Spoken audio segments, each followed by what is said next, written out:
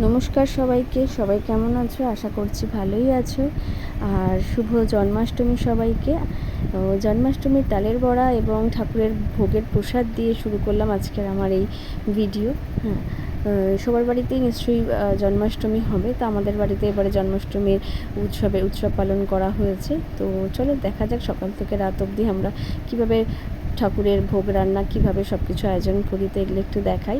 এই যে দুপুর এখন মোটামুটি 12টা সাড়ে 12টা বাজে, তো ভোগের রান্না শুরু হয়ে গেছে। আমার বোন ভোগের রান্না নিয়ে বসে পড়েছে, আর আমার একটু ওই বাড়ি থেকে আসতে একটু লেট হয়ে গেছিলো, যেহেতু বৃষ্টি এবং ওয়েদারটাও ভালো ছিল না, তো সেখানে একটু আমার দেরি হয়ে গেছিলো। আর সবথেকে বড় কথা, মিষ্টির দোকান আর হচ্ছে ফলটা মানে সকালেই আনবো বলে ডিসিশান নিয়েছিলাম, কারণ পুজো তো রাতে, তো সেই জন্য ভাবলাম যে ফল আর মিষ্টিটা নিয়েই আমি একেবারে সকালবেলা আসবো, ওই জন্য আর একটু লেট হয়ে গেলো। তো যাই হোক, এসে গেছি, এসে দেখছি অর্ধেক আমার গোছগাছ হয়ে গেছে, ঠাকুরের স্নান হয়ে গেছে এবং মোটামুটি একটু গোছানো রেডি। আর আমি ফল মিষ্টি এবং ফুল টুলগুলো নিয়ে এসেছিলাম। আর এই যে দেখো আবার বৃষ্টি শুরু হয়ে গেছে।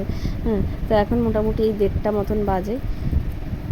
তা আমি একটু অল্প কিছুভাবে সাজিয়েছি, চলো একটু দেখাই তোমাদেরকে, একটু করে দেখাই। আর এই হচ্ছে আমার এক স্টুডেন্ট, এই আমার সঙ্গে এসেছে। তো দেখো কি সুন্দর একটু করে সাজিয়েছি ফুল দিয়ে। এবং এই যে এইগুলো একটু প্লাস্টিকের এই কদম ফুলের মতন, তো এগুলো কালকে রাতে কিন্তু কিনে রেখেছিলাম। শুধু ফুলটা সকালবেলায় আমি এই যে ফুল যে পুজো করি সেখান থেকে নিয়েছিলাম। আর এই দেখো দেখি ভোগের কী হলো। ভোগের আজকে হবে হচ্ছে খিচুড়ি, মালপোয়া, আলুর দম, পায়েস, তারপরে হচ্ছে তোমার লুচি, সুজি, সব রকমই হবে এবং অবশ্যই নাড়ু তো রাখতেই হবে, নাড়ু। তো তোমাদের বাড়িতে কে কীভাবে রান্না করছো সেখানে অবশ্যই কিন্তু একটু ভোগের প্রসাদ সেদের নামগুলো অবশ্যই কিন্তু বলো। এই যে দেখো, আর আমি যদি একটু সাজাতে পারছি না, আর আমার ছেলের জন্য এত দুষ্টুমি করছে না, মানে ধারণার বাইরে, একে বকতেও পারছি না, মারতেও পারছি না আজকে। দেখো অল্প করে, যাই হোক ওরাও একটু সাহায্য করলো আমাকে, করে আমি মোটামুটি অল্প কিছু একটু সাজিয়েছি।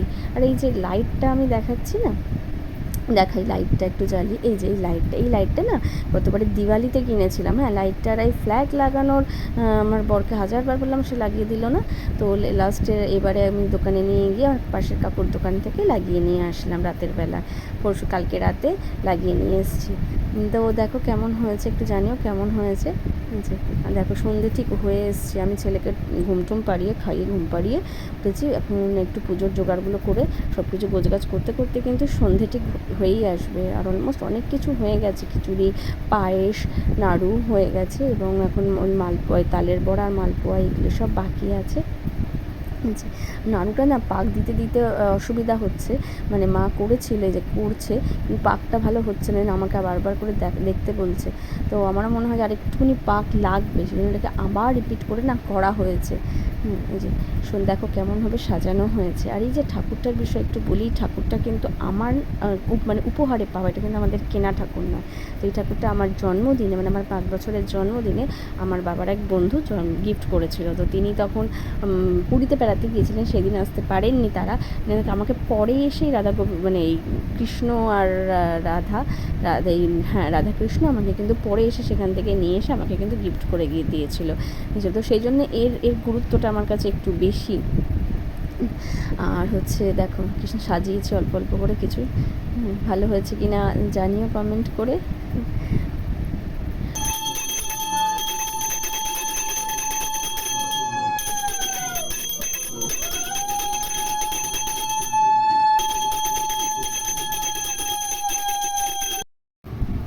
পুজো হচ্ছে আর ছেলেকে কিছু কোনো রকমভাবে আজকে রেডি করানো গেল না, সমানে দৌড়ঝাঁপ করে যাচ্ছে। একটা পাঞ্জাবি বার করা হয়েছিল ওকে পরানো হবে বলে, তাতেও রাজি নয়। আর হচ্ছে ওকে বলেছিলাম গোপালে সাজানো হবে, ও তাতেও রাজি নয়, কী করা যাবে। আর সব কিছু তুলে নিয়ে খেয়ে দৌড়ে পালাচ্ছে। যাই হোক পুজো শেষ হয়েছে, সবাই বসে আছে প্রসাদ খাবে বলে। তো প্রসাদ বিতরণ শুরু হয়েছে এবং প্রসাদ ভাগাভাগি মানে ভাগ করে দেওয়া হচ্ছে। এবং ওই যে আমাদের যে প্রথমে যে দেখালাম না যে 3টে ঠাকুরের ভোগ সাজানো হয়েছিল, তো সেই ভোগটি কিন্তু আমাদের এক অন্নপূর্ণা মন্দির, আমাদের ঠাকুর, ঘরের ঠাকুর এবং কৃষ্ণ ঠাকুরকে দেওয়া হয়েছিল। সবাই বসে আছে, ছেলে তাই সবাইকে দেখাচ্ছে যে ওরা এসেছে, আর ও খালি গায়ে দৌড়াচ্ছে। যাই হোক, ভিডিওটি ভালো লেগে থাকলে অবশ্যই একটু লাইক সাবস্ক্রাইব করো।